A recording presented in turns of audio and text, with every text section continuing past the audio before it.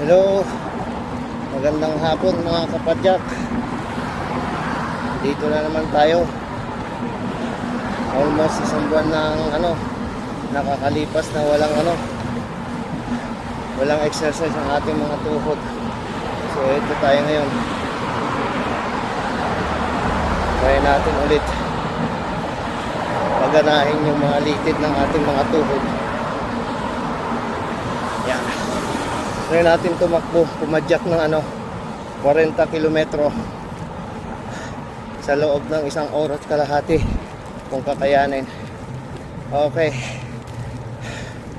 Nice. See you again. Yan. Punta tayo ng Dragon Mart, Alwarca. Palit tayo ulit ng Musri Park. Ang takbo natin, 25. Maintain lang natin yung 25 na takbo natin. Maganda kasi dito dahil mayroon bike track hanggang Musri papuntang Dragon Mart, Alwarca.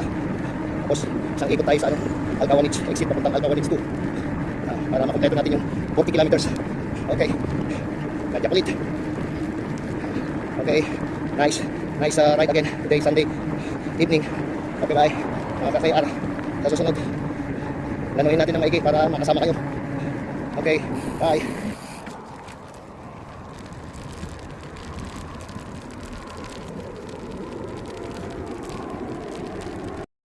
Yan, malapit na tayo sa finish line. Nakadalawang ikot na ako ng papuntang Dragon Mart. So, nasa 37 kilometers na ang natatakbo ko. Hindi kinaya yung 40 kilometers na 1 hours 40 minutes sana. Kaso hindi ko na kinaya.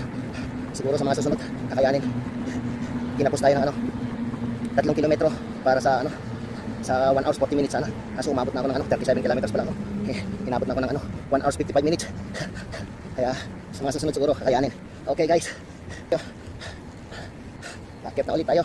Okay. Sige mga kapadyak. Thank you for watching. See you next. Loobin ng Diyos.